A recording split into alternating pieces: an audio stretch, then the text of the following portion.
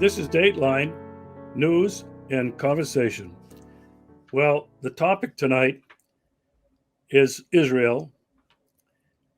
It's 3 months now that they have been raiding and bombing Gaza. They've killed, I think, somewhere over 20,000 innocent civilians, most of them children. My guest tonight, he's returning, Dimitri Lascaris.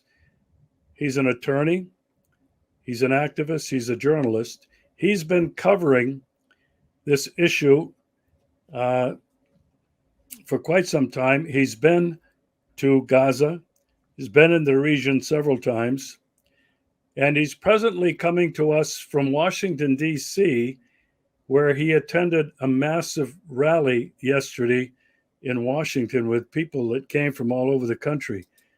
Dimitri, welcome back to the show. Good to see you again, Regis. Thanks for having me. Oh, it's always a pleasure. Dimitri, I need to know and completely understand, what is the significance of South Africa bringing this case, this accusation of genocide against Israel, to the International Court of Justice? Can you explain two things: significance of Africa, and then what kind of authority does this International Court of Justice really have? So, the identity of the state that seeks enforcement of the Genocide Convention, I guess in one sense shouldn't matter, because ultimately an application of the kind that South Africa has bought is really about the conduct of the state against which the accusation is leveled. And in that case, of course, that's Israel. But one cannot escape the historical and moral significance and political significance of this being South Africa, which I think is enormous. I mean, obviously, we all know South Africa, after decades of brutal colonial oppression and its Black population having to endure an apartheid regime, which was widely supported by the West, succeeded in throwing off the yoke of racist oppression without really much violence at the end of the day. It's quite surprising how relatively peaceful the transition was to a democratic, or at least a much more democratic government than had preceded the one now in power. It's also a member of the BRICS, a founding member of the BRICS, which I think is significant, and it's a very important state from the global South. But it's primarily the fact that it was a victim of apartheid, and its historic, its heroic, leaders of the anti-apartheid movement, most notably Nelson Mandela, established so much admiration and respect around the world, including in the West. So I've described South Africa's appearance before the ICJ as that of a heavyweight. It's a heavyweight fighter in this battle. And it will be taken seriously, and its voice will have particular weight, I think, with the judges, particularly those from the global South, and a good number of the judges are from the global South. And it's much harder also outside of the courtroom for Israel to discredit South Africa. I mean, if this were a predominantly Arab or Muslim country, Israel would say they're biased. They're like all Arabs and Muslims. They hate us. They hate the Jewish people. They're inherently evil, because that is essentially what the Netanyahu government says about Arabs and Muslims. But it's much harder for them to make this case against South Africa. The other thing that's quite interesting about this is that Israel's government, this is before obviously Netanyahu's time as Prime Minister of Israel, was quite close to the Afrikaner regime, the apartheid regime in South Africa, politically, militarily, economically.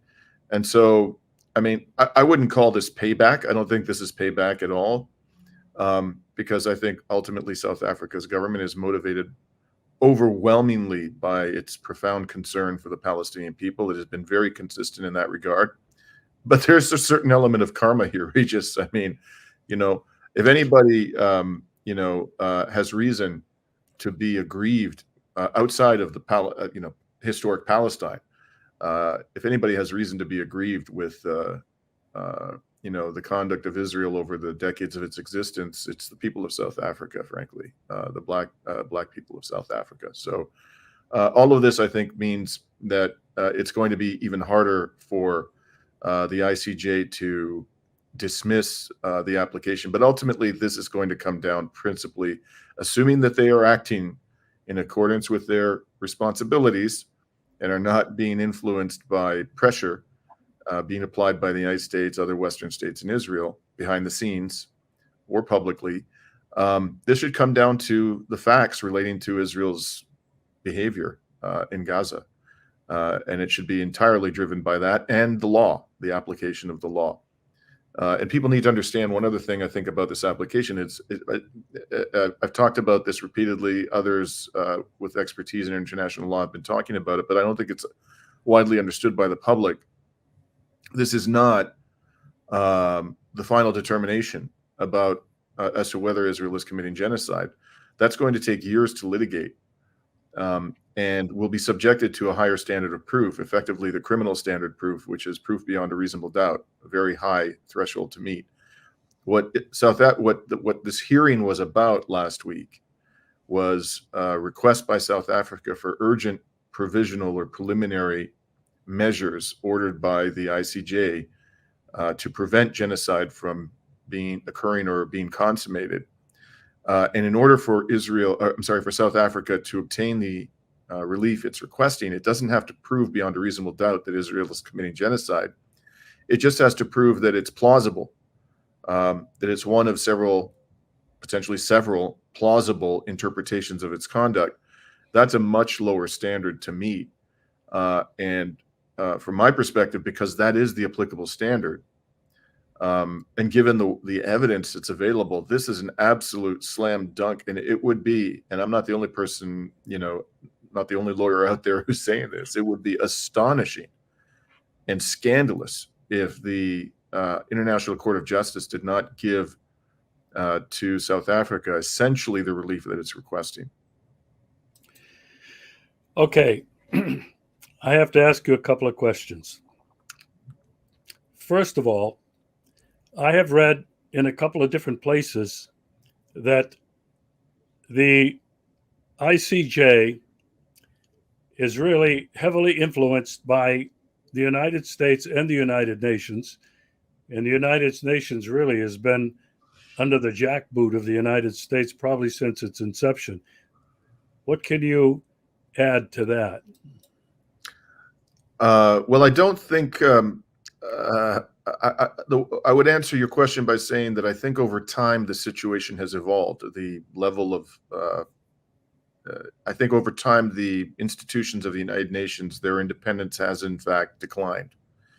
And I'll come back to your question briefly. I just want to point out, because it's particularly pertinent to Israel, in that in 2004, this court, not these judges, they weren't on the bench at the time, but this court rendered a unanimous decision that Israel's settlements in the West Bank violate the Fourth Geneva Convention.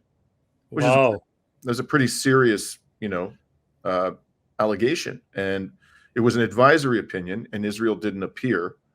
It has done so this time, but it didn't appear to defend itself, which was its longstanding practice at that time. But even the American judge on that court agreed that Israel's settlements were a violation of the Fourth Geneva Convention. So if that's any guide to go by, people should be optimistic, those who want to see justice done for the Palestinian people. But as I said at the outset of it, my answer to your question, the level of independence of the institutions of the United Nations, I think, have declined over the years in the last 20 years or so. And frankly, I think the behavior during this genocide of the UN Secretary General Guterres is a perfect example of that.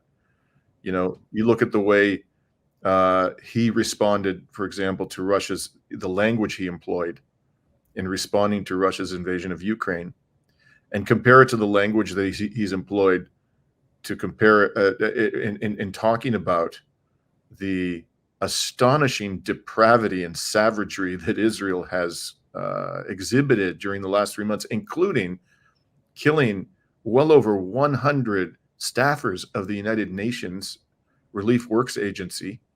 My understanding is this has been the deadliest conflict the past 3 months in the history of that important arm of the United Nations. Israel has repeatedly attacked United Nations schools where displaced persons were being sheltered in Gaza. It has basically and insulted the United Nations. Accused it of anti-Semitism. At one point, where I think the Israeli ambassador to the United Nations over the last 3 months was wearing a big yellow star, to accuse the entire organization of being profoundly anti-Semitic and associating it with the Nazi regime effectively. And yet, you haven't seen that kind of language, the kind of language we saw from Guterres in response to Russia's invasion of Ukraine. Just point out the hypocrisy of this. According to, I believe it was the UN, the number of civilian casualties in the Ukraine war just passed barely over 10,000. Of course, that's a lot of people, and it's tragic that many civilians have died, but it was a little in excess of 10,000 as of November of last year. So that was about 21 months after the invasion began in February 2022. And as you indicated at the outset, the level of civilian casualties in Gaza after 3 months is in the range of 24,000. Okay, the number of children who were killed in Ukraine after 18 months was, according to Save the Children, 540. The number of children killed in Gaza after 3 months was over 12,000. And let's bear in mind that not all the children and civilians killed in Ukraine were killed by munitions fired by Russian forces. Undoubtedly, a substantial proportion of them were killed by the very voluminous munitions that were fired by Ukrainian forces. And I don't know, I'm not suggesting that any of these killings were intentional. I don't have evidence of, to make that determination. But certainly, whatever number of civilians have died and children have died in the war in Ukraine, some proportion of them were killed intentionally or not intentionally by Ukrainian forces.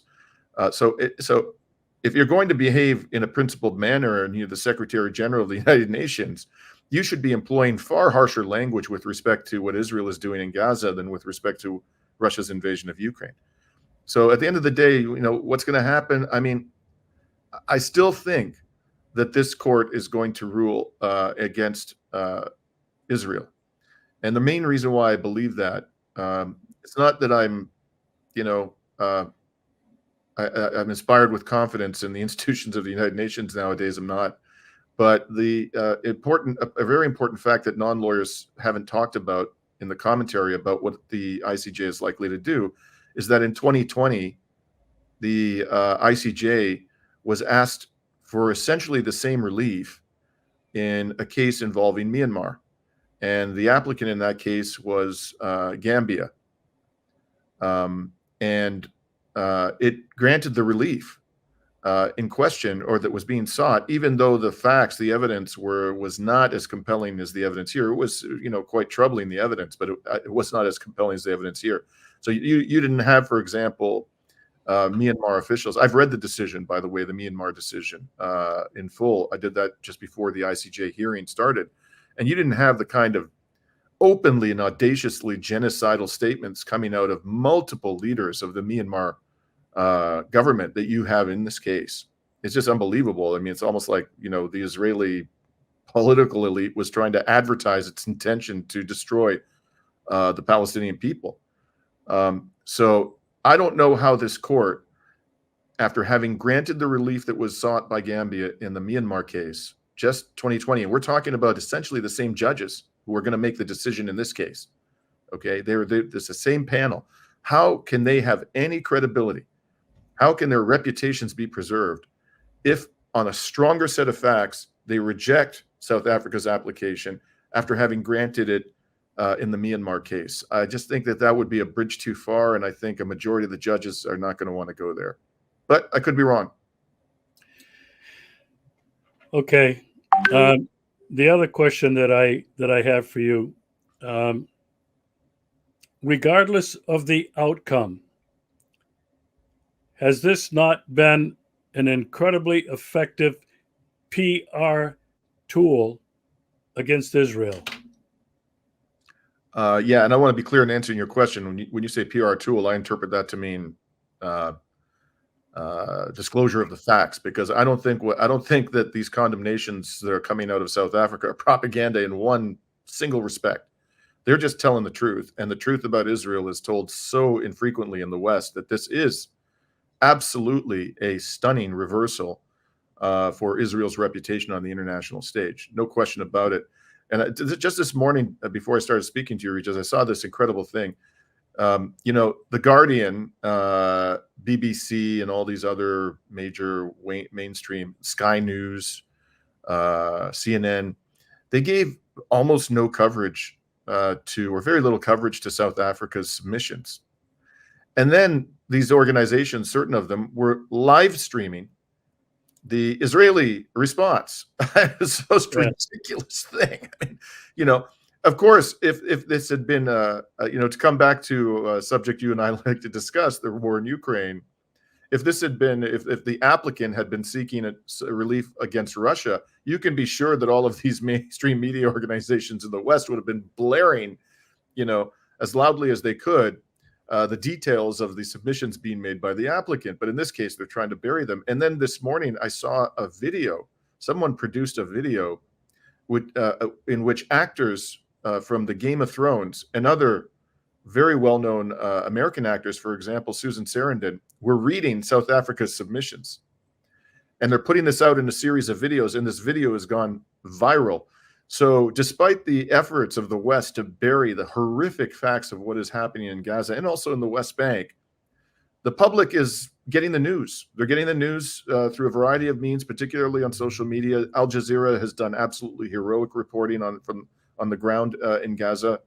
Lost one journalist after another to murderous Israeli attacks. The families of Al Jazeera's journalists have been attacked and killed. And this is just heightening the public's awareness throughout the West of what is actually happening. So this is an absolute public relations catastrophe for the state of Israel. Well, I think that's what I really meant. I didn't mean to say that that South Africa was using this for propaganda.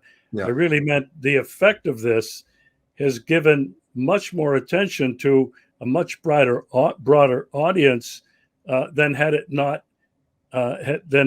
South Africa not brought this case before the ICJ. I mean, I think in terms of public opinion, Israel has already lost this thing, even without the case being brought to the ICJ. I want to Netanyahu, denouncing the court, says it's got no legitimacy, nothing else. What are your thoughts on Netanyahu and what he's trying to do? Israel's politicians and defenders have been saying for decades, it's really laughable, that the United Nations is biased against it. This is not new. What they're saying about, the ICJ's illegitimacy and so forth. First of all, when it comes to this particular legal proceeding, let's just bear in mind that Israel is a signatory to the United Nations Charter, and it's a signatory to the Genocide Convention of 1948. It signed up for this. In other words, for being subjected to the jurisdiction and the scrutiny of the International Court of Justice. So it has really no grounds to complain about the fact that it's being hauled before the International Court of Justice to answer for its horrific conduct. But this whole idea that the UN is biased against it, here's the reality. The reality is that the United Nations is primarily responsible for the creation of Israel. I mean, Israel wouldn't exist, I think it's fair to say, without the United Nations having a majority of its member states having supported the creation of Israel. And moreover, the way in which historic Palestine was partitioned at the time of Israel's creation and partitioned under the auspices of the UN was profoundly unfair to the Palestinian people. Even though they constituted a substantial majority of the population, they got a much less than a majority of the territory of historic Palestine. And then, over the years, and this is, Israel always focuses on the resolutions that the UN Security Council and the General Assembly have adopted primarily since the occupation began in 1967, in which they've condemned Israel and demanded that Israel comply with international law. It's true there have been a lot of resolutions over the years, but the United Nations has done absolutely nothing to enforce any of them. Israel has thumbed its nose at the United Nations General Assembly and Security Council for decades with total impunity. So when you look at the reality of the relationship between the United Nations and Israel, the idea that the United Nations has been unfair to Israel is quite frankly a sick joke. Okay, it's been grotesquely unfair to the Palestinian people. The fact that we're here today, after all of these decades, watching this nightmare unfold, is testimony to the abject failure of the United Nations to hold Israel accountable for its crimes. Wow, thank you for that. I think that's going to be really informative, valuable information for a lot of people that are listening to this. It's become obvious, not in the mainstream media. I don't know about the United States, but almost nothing in the media here recently has covered these protests that are happening around the world. There was not one mention in today's RT or Sputnik news about the protests going on in Washington, D.C. and around the country and around the world. Millions of people out protesting against Israel and people talking about boycotts. I really think that's unfortunate from both sides of the Atlantic. I think, I hope that people are going to learn from your own personal experience. And what I want you to share now, you left Canada and you went to Washington, D.C. yesterday for what was supposed to be a massive protest in front of the White House against what Israel is doing in Palestine, but also against the United States government that has been fostering it, been turning a blind eye to it. Tell me a little bit about the protests that you attended in Washington, D.C. yesterday. How big was it? Was it orderly? Was it peaceful? Did the police intervene at all? I'm standing a few steps away from the White House in Washington, D.C., amongst a truly massive throng that is assembled here today to conduct a rally in support of the Palestinian people. I drove here from Canada last night after watching the historic 2 days of pleadings before the International Court of Justice, the truly inspiring submissions of the South African team, and then learning of the criminally irresponsible escalation of the war in the Middle East by the Biden administration. I decided this was the right place to be at this particular extraordinary moment in human history. Please join this movement. It was gigantic. I mean, it was impossible for me to give any accurate estimate of how many were there, me alone. I mean, others, if they had had drones, perhaps they could have done something to estimate the size of it. But it was so big that chunks of it were breaking off and walking through the streets of Washington, downtown Washington, around the White House. And there were like independent satellite protests going on all over the place. So there's no way to actually, for just one observer like myself, tell you with reasonable accuracy how many people were out there. But what I can say is this: in the main square where I was situated, I know what 100,000, 80, 90,000 people looks like in a gathering, because I've attended matches, football matches in European stadiums where, which had a capacity of 80, 90,000 people, and it was packed. So I've done that several times. So I know kind of how a crowd of that size looks like. And I can tell you this was bigger for sure. It was unbelievable. I would estimate that there were way over 100,000 people there, and could have been hundreds of thousands of people. And I saw the reports in the mainstream media. There was one in The Guardian where they referred to the number of protesters as thousands. I mean, it's ridiculous. If they were being accurate, they would have said well in excess of 100,000 people. And it was amazing to me that we had so many people. And let me just step back for a second and say, those people have a lot of reason to be angry. Absolutely, they should be furious, and many of them are, because what is happening is that the Biden administration is shipping gigantic amounts of extraordinarily lethal weaponry, like 2,000-pound bunker buster bombs, to Israel as it's committing a genocide.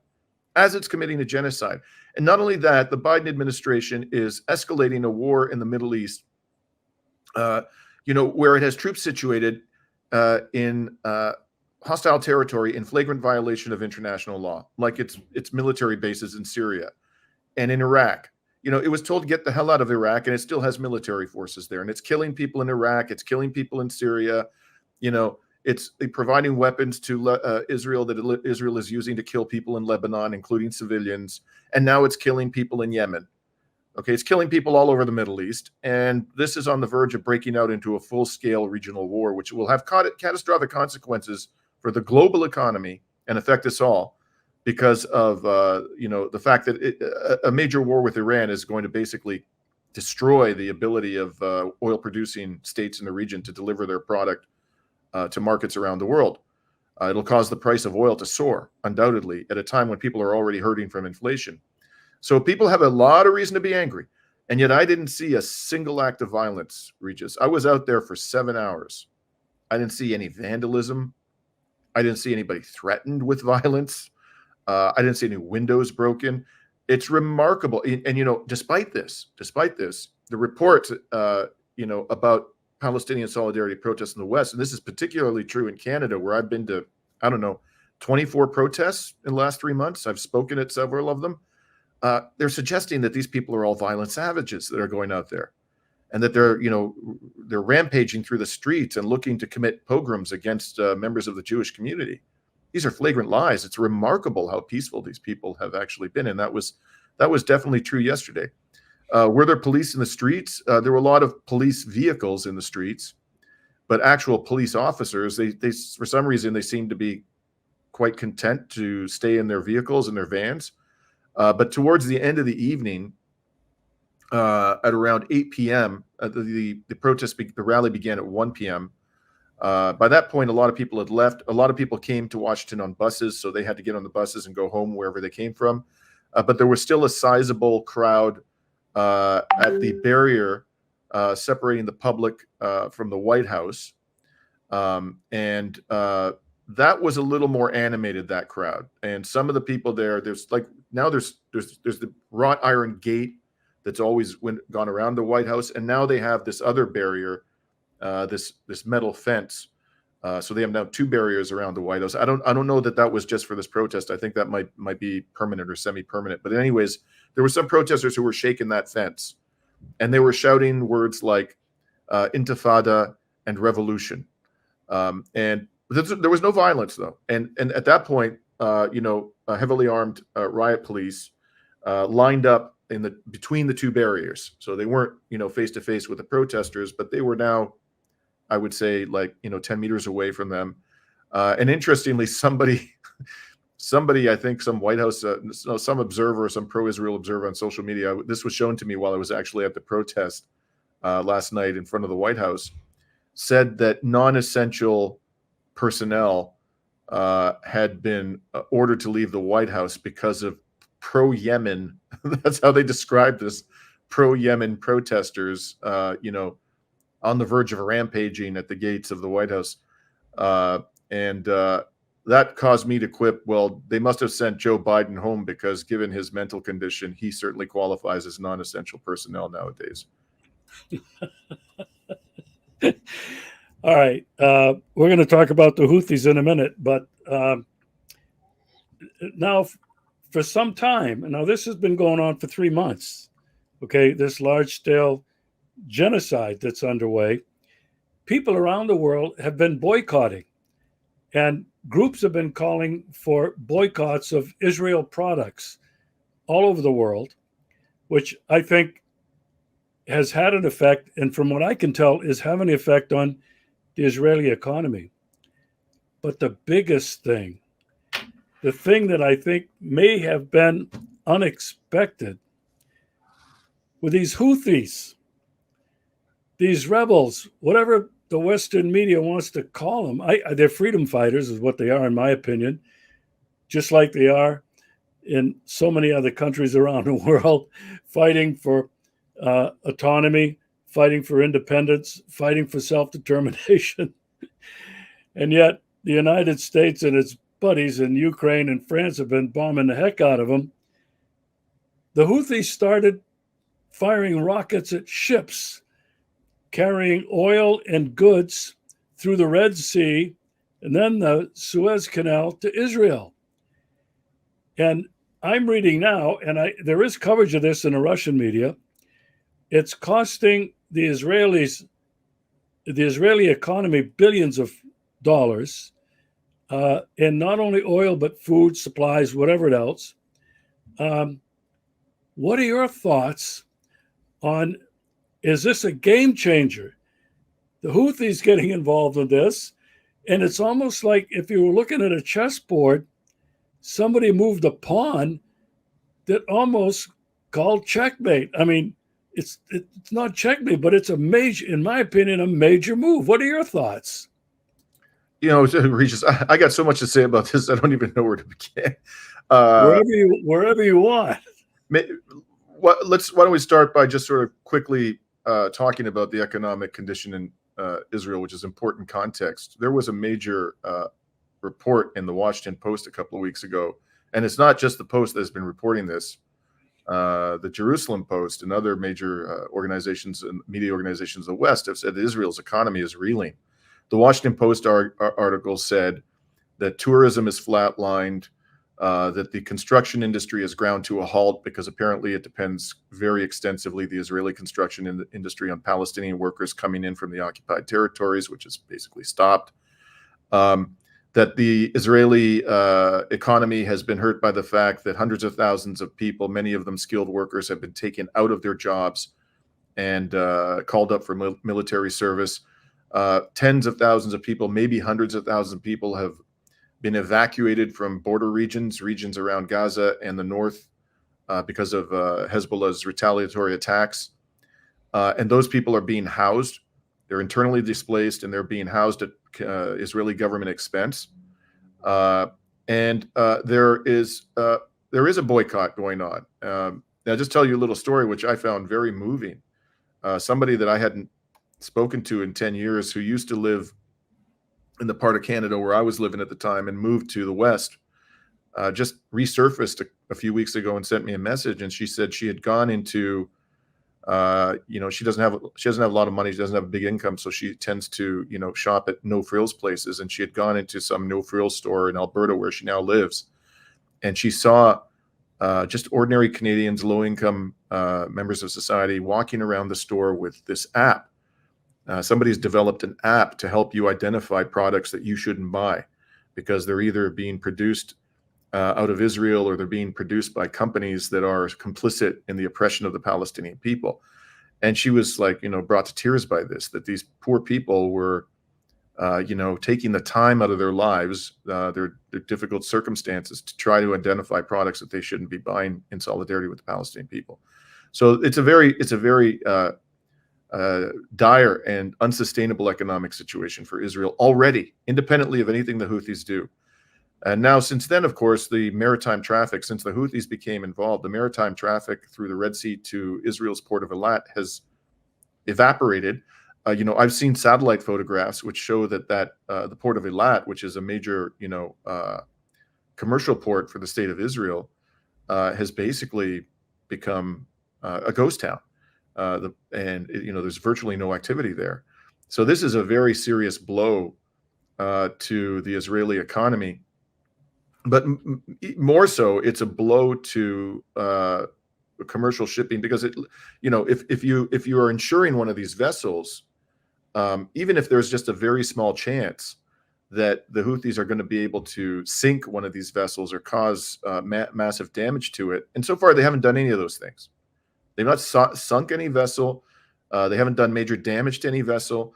I'm not aware of a single fatality or even a serious injury arising from the Houthi attacks on these commercial ships. But if there's even a small chance that they might be able to sink or seriously damage one of these things, because the cost of these vessels is so high, it costs so much money to replace, the insurance premiums will soar. And that's what's happened. The insurance has soared, not just for vessels that are bound for Israel, but vessels that are bound for other destinations, which the Houthis have said very clearly that they're not interested in targeting unless these vessels come from countries that are attacking Yemen. And I saw another report that the revenue from the Suez Canal has plummeted by something like 40%, which is a serious, serious matter for the government of Egypt. Depends very critically upon revenue from the Suez Canal for its own budgetary needs. So this is an amazing thing that the Houthis have done with very little firepower. It's a huge embarrassment to the United States. And now we're seeing the United States do predictably what the U.S. government, it's always done, which is lash out with mindless, senseless violence that's going to undoubtedly cause massive suffering to the Yemeni people if it continues for very long.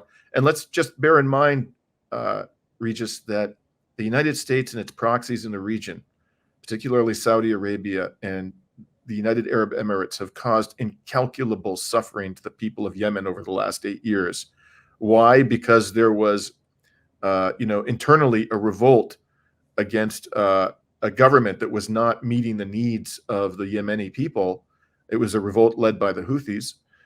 It was a government that was effectively a pawn of the Saudi monarchy.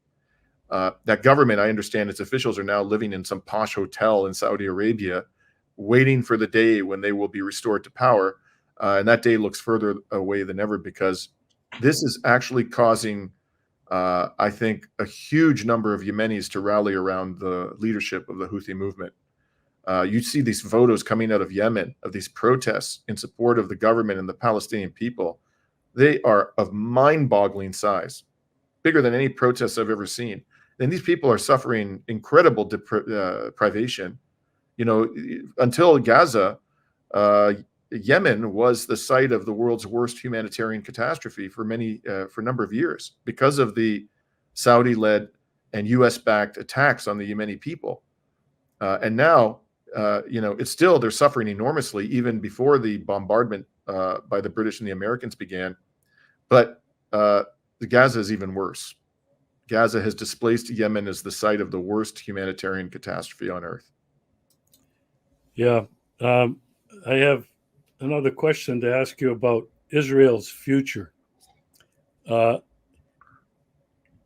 appears to me that Israel now has become a pariah in the eyes of the rest of the world, except for the United States and a handful of its piglets, its vassals. You mentioned earlier that even the creation of Israel, aided by the United Nations, was actually illegal. Do you see in the future that Israel, because of all of this, might cease to exist as an independent state? So you and I have talked about, we had a long conversation about, 2 articles that I wrote where I said that Israel is hurtling towards a strategic defeat. I think that you and I had that conversation about 2 months ago. I am more convinced than ever that Israel's toast. They're finished. And it's just a question of what this new state is going to look like. But the old Israel's gone and ain't coming back. It is a pariah. Even if the if the ICJ doesn't rule against Israel, all that's going to do is put a nail in the coffin of whatever credibility the United Nations system had up until now. It isn't going to save Israel. I mean, people can see with their own eyes what Israel is doing, and there's no question that it's committing a genocide. And even if you can construct some clever argument that it doesn't quite meet the definition of genocide, for sure it's committing heinous war crimes and crimes against humanity. Everybody can see this. And the way Israel's leaders have responded by this is doubling down on their depravity and openly declaring, thumbing their nose at everybody, accusing the United Nations of being anti-Semitic, declaring they're going to wipe out Gaza, kill its children, and on and on and on. It's just horrific, and people can see it. So reputationally, Israel is finished. Economically, I can't see Israel recovering. There are a lot of people who aren't going to want to come back. Hundreds of thousands have left the country. They're not going to want to come back. The notion that Israelis are secure has been blown sky high. The economy is crippled currently and is never going to fully recover, in my opinion. Militarily, the idea that Israel is one of the most powerful forces on earth has been made a laughing stock. After 3 months of the amount of munitions they've dropped on Gaza is well in excess now of the explosive power of the atomic bomb dropped on Hiroshima. And you're talking about a very small enclave that is one of the most densely populated parts of the world. And Hamas continues every day to inflict significant casualties on Israeli forces in Gaza. The Israelis have been completely incapable of pushing Hezbollah away from the border. And, Israel's military budget, along with the $3.8 billion a year in military assistance it receives from the United States, is vastly in excess of the military spending, whatever it may be, of Hezbollah and Hamas put together. And yet they're nowhere close to having defeated either of them. So how is Israel going to recover from this? It's not. And there are basically two scenarios, in my opinion, in Israel's future. One scenario is that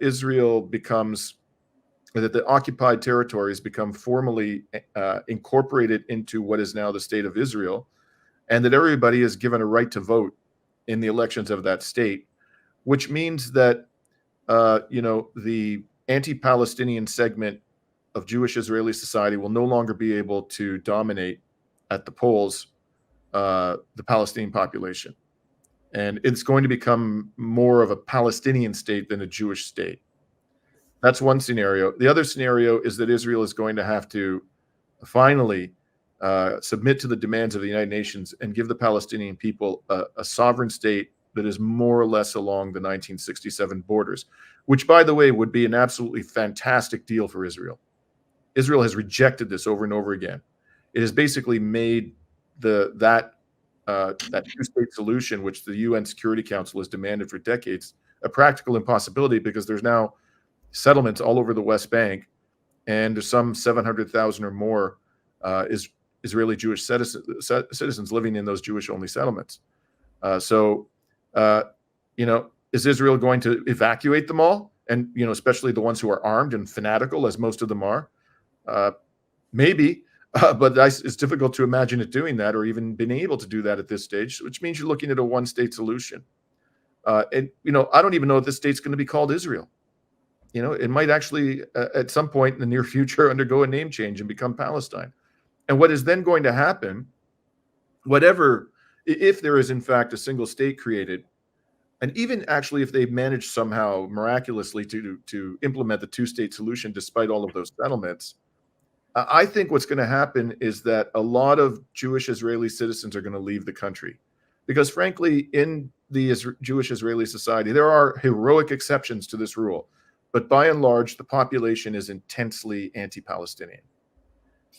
And I can't imagine that a lot of those people, because of their virulent hatred of Palestinians and distrust of Palestinians, are going to be willing to live side by side with them, either in a two-state scenario or a single state where everybody has equal rights, which I think is very sad. I think it's entirely possible for Palestinians and Jews to coexist in one country all over the place. I mean, we do that, in every Western country. There are Palestinians and Jews coexisting, in a situation where they both have equal rights to vote, to democratic participation. There's no reason why this can't happen in historic Palestine. But, the population in Israel has been so, beset with a racist animus towards the Palestinians that I think a lot of people are ultimately going to leave Israel once this scenario, one of these two scenarios, unfolds. And then you're just going to have a state that's overwhelmingly majority Palestinian. Okay, last question. In the short term, where do you think this is headed?